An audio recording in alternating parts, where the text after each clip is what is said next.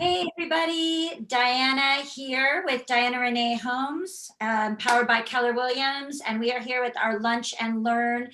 We have Christian Phelps here. She is an organization expert, and she's going to tell us all about how to organize our life and clear our mind. So if you feel cluttered in your mind and in your house, Christian has got some great tips for us.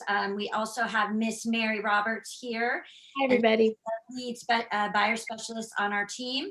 And the person you can't see, but that works so hard behind the scenes is Amy Lozado, and she is our marketing director, and she's actually on as well. So thank you so much for joining us, everybody. Please like and love our page. If you have any questions throughout the Lunch and Learn, just go ahead and ask them, and we will have Christian answer them as we go. So welcome, Christian. Thank you so much for being here. Yeah, well, thank you for having me. It's been a pleasure. It's a pleasure being here today. I'm in Colorado, but I am a California native and grew up in Orange County and lived out in the Corona Inland Empire. So I'll just be coming with different ideas and solutions, can help people organize either in person or virtually, especially, during this time right now. But thanks for having me. The magic of technology, guys. Yeah. SoCal, yet here we are live for all of you. Yeah. Christian, tell us a little bit about yourself, how you got into this field. Yeah, so I am certified brain health coach through Amen Clinics, but I've always been kind of a lifelong organizer and done organizing consulting for quite some time. But over the last, I'd say probably 10 years, started my own coaching practice. So I'm founder of Path to Purpose Coaching, and to provide coaching and organizing solutions, really focusing on the home organizing and workflow, right? As we're managing either ourselves workflow, our homes, our kids, you name it, right? So born and raised in California, UCLA and Orange Coast alumni, and so that's a little bit about me. Awesome. So this is our Lunch and Learn. So we are going to talk about what we're having for lunch, or what we had for lunch. I actually already ate lunch just before this, and I made a gluten-free yogurt bowl from Healthy Families. It's a great website with some amazing gluten-free recipes. Amy will put the link below if you're interested in checking them out, and it was delicious. Sounds yummy. How about you, Christian? What did you have for lunch? I actually have not eaten yet, but I've got an order in with Chipotle. I'll be doing a carnitas bowl. I love their carnitas bowls. Awesome. Have you checked out their quesadillas yet? I heard they were coming out with a new menu item. Yeah, not the quesadillas, but I know they are doing instead of the rice option, a cauliflower option. So it's a little bit more, I think, keto friendly, and yeah. Are you trying that one, doing the cauliflower? I have not. I usually do the brown rice. How about you, Mary? What are you having for lunch? I am enjoying a great Juice Plus chocolate shake. I really like it. Okay. So Christian, let's get into it. So are you super organized yourself? I am. I really am. I think I came out of the womb organizing something, right? Like my parents always said, I was always the one that was organizing my room or moving. I'm a big move furniture around type person, to really get that space to work for yourself. Mm-hmm. So it's definitely been something that it's in my DNA. So that helps you, obviously, with your job, right? I think just some of those natural skills and just insights.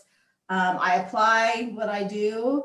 I think there's definitely a need for, right, there's that balance of the mental and the physical clutter, right, that we manage.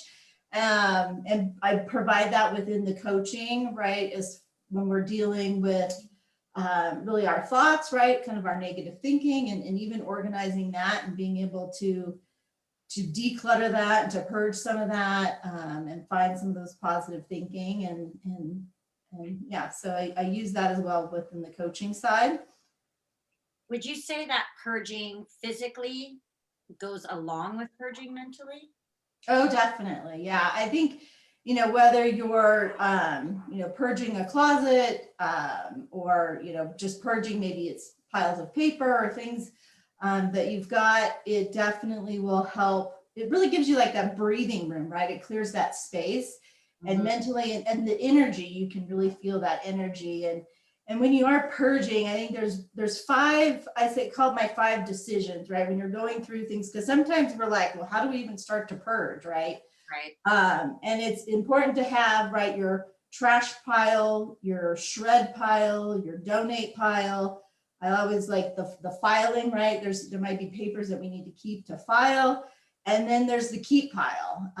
And then the keep pile, you really need to separate those things into, what rooms of the house does it need to go back in, right? You might be clearing out your office, but you've got stuff that your kids have left in there or so, that belongs in a different room. Maybe it's something that needs to go in the kitchen, or so just being mindful of maybe those 5 different piles. And as you're cleaning out a closet, putting those in those places, and then, moving it where it needs to go. And I would highly recommend, if you don't have a shredder on hand, because it's nice to be able to just shred as you go. I have a question. So I recently, well, I've been purging, but most recently purged my closet. Mhm. And that was weirdly the hardest thing to purge. And I had like a mental block. It literally took me weeks just to work up to going to do it. Yeah. And every day I was like, oh, this is still there. I still have to do this thing, right? But I was struggling to figure out why I had a mental block to actually doing it. Once I did it, it was okay. Like I felt better, but it was really hard to just take that first step. And I imagine other people feel the same way about certain areas of their life. Oh yeah, I mean, and when, especially when we're going through like our closet and our clothes, right? There's some memories behind it. There's some personal connections, nostalgia, right? Do I want to get rid of that? And it's not so much, like there are things that we may want to hold on to and keep, and down the line you may not, may not wear it right now, but you may want to, hold on to a dress that you might need for an event. So you've got to kind of project on, how are you going to use it, and what's kind of that future plan for something. Now, if it, I would say if it doesn't fit, or if it's, doesn't have some of that sentimental value, to start purging that. And two, we want to be able to open up the space to bring in new things into our closet, into our space. So yeah, taking that first step, it's creating that system of, okay, I'm going to touch each thing, and then I'm going to make a decision, right? Is it a keep? Is it a donate? There's even systems where if you're not sure, you can turn all your hangers a certain way, right? The opposite way. And maybe 3 months from now or 6 months from now, you can say, did I ever turn that hanger around? Because if I took it out of the closet and I actually wore it, I used it. So maybe you do keep it. So there's some systems that you can create for yourself mentally to kind of help you with the process and identify, is this something I want to keep or not? Right. What advice would you give to someone who is struggling with overwhelm? Like they just have too much stuff and they don't even know where to begin. It's breaking it down into one small step at a time. So maybe it's, you look at your closet, for the closet example, maybe just say, I'm just going to start with the shoes. I'm just going to do the shoes today.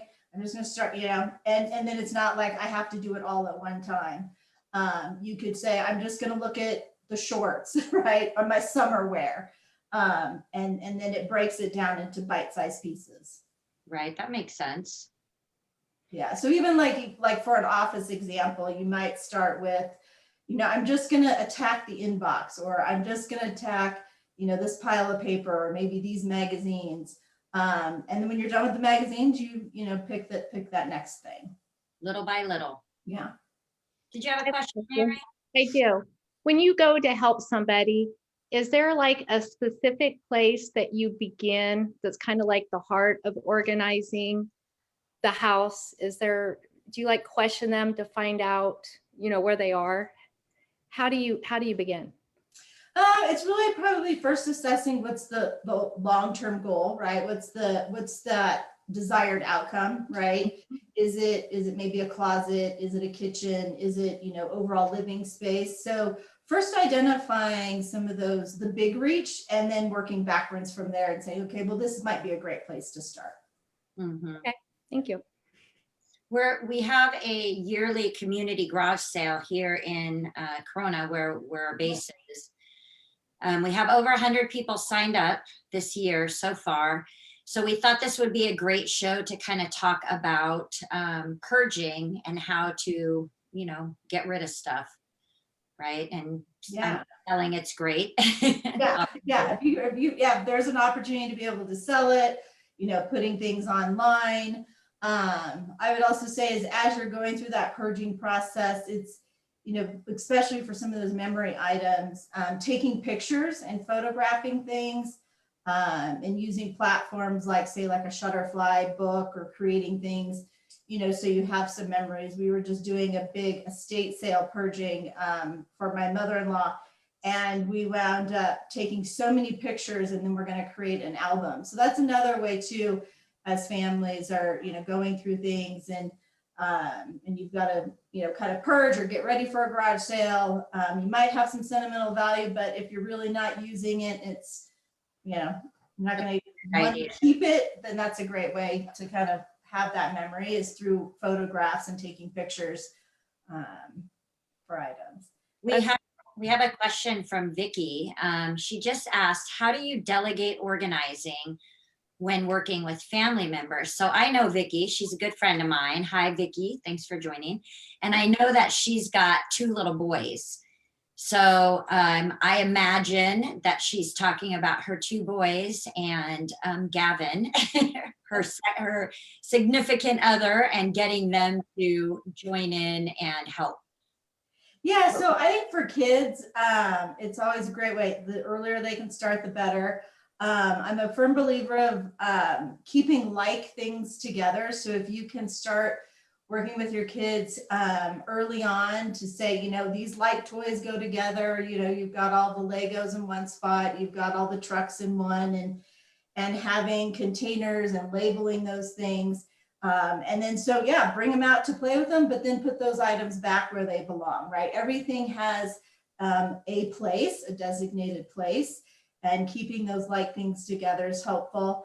Another great thing too, because again, I think our kids they love to, especially now with people home a little bit more, right? Utilizing your space at home and playing in that space is an organizing tip, or just, again, I would say just getting some creative baskets to put, like, at, say, the bottom of stairs, or, near a bedroom, where if the items are out, they can quickly throw them in the basket and then put them away later, is also a great way. Or especially doing like a quick pickup, like before you go to bed at night, hey, everybody put your stuff in your baskets, and you can put it away, like, this weekend is now you put all your stuff away type of a thing. So one thing I notice, once I've organized something, it slowly but surely goes back into disorganization. Like, it's happening with my linen closet. I'm like stuffing towels in. I'm like, I just organized this like 6 months ago. How did this happen again? yeah, so just, again, I think every once in a while we've just got to do kind of a clean out, right? We either have too many of maybe one item, we get a little bit of overflow, an inbox gets a little filled, and it's just saying, okay, I'm gonna, designate this day to revisit this space. So it is something you got to kind of come back to. And like, the example of like even just using the basket, where like you may have, everything may have its place, but it may not get back to that place. So then having, kind of a catch-all and saying, okay, we've got to put everything back where it needs to go. And that sometimes that'll help. Reminds me of the go back cart at the grocery store. Yeah, yeah, right. Yeah. Just throw it all in there. At the end of the day, we put it back where it goes. Yeah. Well, I think having some of those creative storage solutions, and you really utilizing your space, sometimes we forget that, right? Like going up and under can be a benefit, right? Using those vacuum seal bags for like under a bed or storage containers under a bed. Using, you know, using empty space, right? To utilize bookshelves or, you know, those, you can get at IKEA and Target the cube systems with baskets, and you can go up. Countertop space using decorative like 3-tiered or 2-tiered containers, or, you know, little stands where you can maximize space. And that sometimes you could declutter a countertop by going up versus, right, you're just having everything out. So keeping that in mind too, of are there things that you can use to organize that space, and keeping those like things together. When we first started chatting, you talked about decluttering the mind. I'd Yeah. like to like touch on that a little bit, because I think it's important. I think there's a lot of clutter just in the world today. And I feel like that ability is almost a superpower in today's world. Oh, it is. Yeah. And I mean, and organizing our space can definitely help with that, right? Like I mentioned, you kind of open up some breathing room, and you feel like that change of energy. But mentally, there's definitely some things you can be doing. I don't know if you guys are familiar with emotional freedom technique. It is a coaching tool that I use where you tap on your endpoints, and it helps to release so it's emotional freedom technique. So you're releasing those negative energies or anything that you might have stored, right? Like we're feeling a lot of fear and uncertainty these days. And it's a great way to release those negative feelings. By tapping on your meridian points, you're calming the amygdala part of your brain, and it just allows you, again, some more breathing space and some calm. It changes that cortisol level, right? It lowers those cortisol levels. What was the name of that technique? So it's emotional freedom technique. It's called EFT tapping. So if you Google it, there's probably different, Nick Ortner is a good, he's written some books on the EFT tapping. There's different, I think you could get probably some apps. I also, on my website, if you go to pathtopurposecoaching.com and you go click on my more information of links, I've got a guided tapping video on there to help reduce stress. And but yeah. Hey guys, if you are interested in this technique, Amy will post the links below so that you can find out more about that. And I just want to take a quick break and thank everybody who's joined us. If you have any questions, please just put them in the comments below. And don't forget to like and love us. We did have another question. What do you do when you are having a hard time letting go of something that needs to be let go of? Let go of. So really just, I guess, deciding how you want to, if you feel that you really just need to let it go, right? It's taking either up too much space. If it's an item that has like a personal memento or memory, I would say definitely capture a picture of it.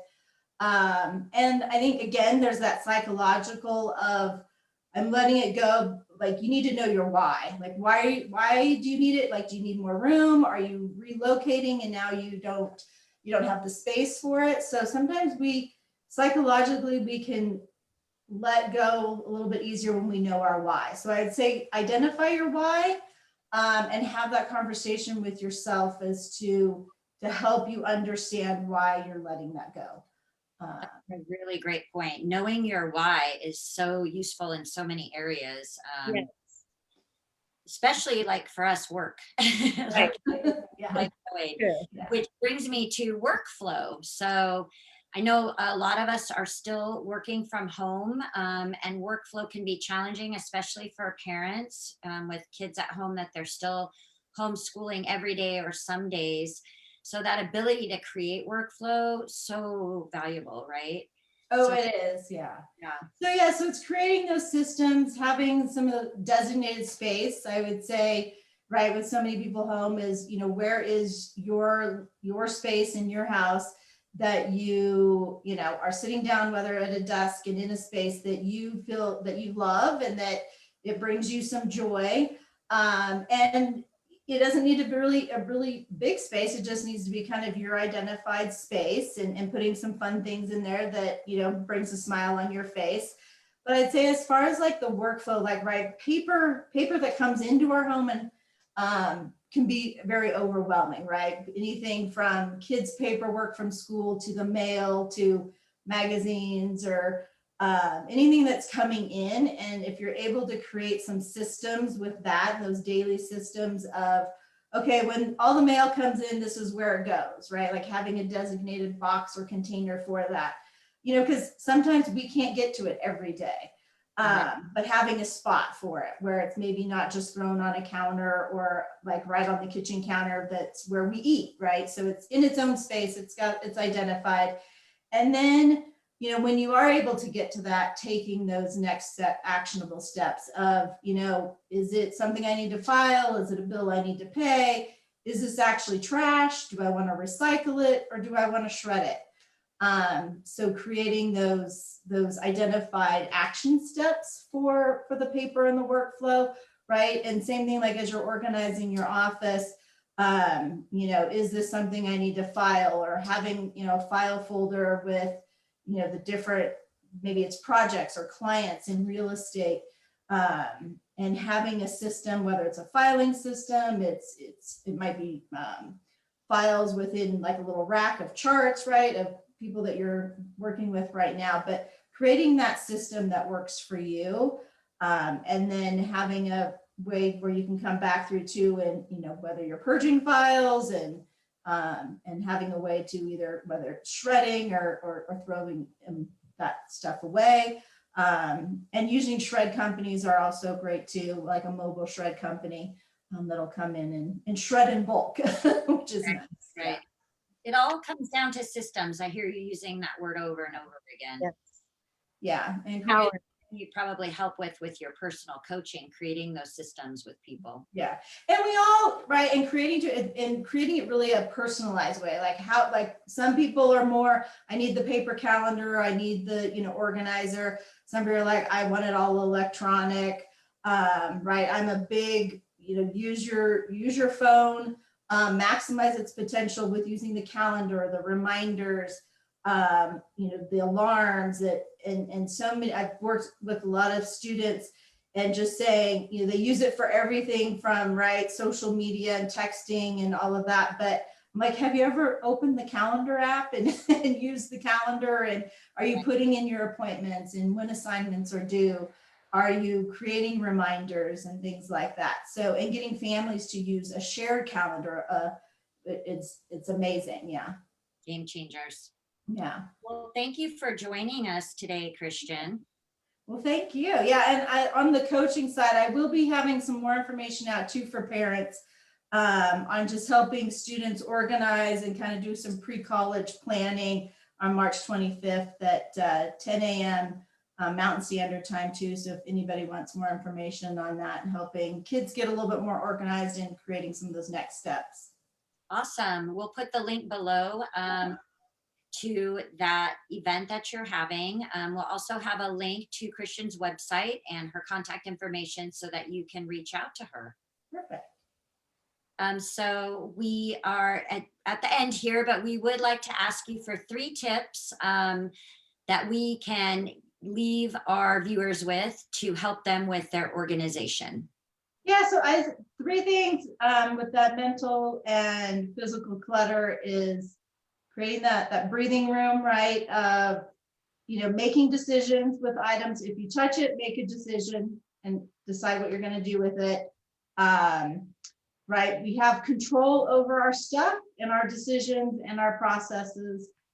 So just keeping that in mind, right? When we get, when things feel a little bit out of control and there's a little bit of chaos, when we go back and ask ourselves, what do I actually have control of, right? You have control over your decisions you make, you have control over, you know, where you put the stuff, how you organize the stuff, and really your beliefs, right? And going back to, you know, am I loving?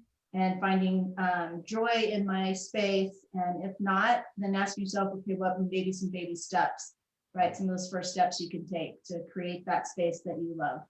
Right. Awesome. Yeah. Well, thank you so much for joining us. We appreciate you. Thanks. Join us next month, guys. We have a lunch and learn every second Tuesday of the month. Next month, we will have a CPA on to be talking with you about all of the new tax changes that we have coming up here in our country. And so tax season's upon us, unfortunately. So it's time to start thinking about that. Yeah, and preparing to, like, I love using Quicken for Yeah. preparation and things like that. Yeah. Oh, second Thursday. Sorry, Amy just corrected me. Second Thursday of the month. Don't join us on Tuesday. We won't be here. But we will be here on Thursday. Yes. So don't forget to like and love us, everybody. Thank you so much for joining us. We appreciate you. Oh, and don't forget, if you or anyone you know are looking to buy, sell, or invest in real estate, give us a call because we're happy to help. Thanks, Christian. Thank you. Thanks for having me.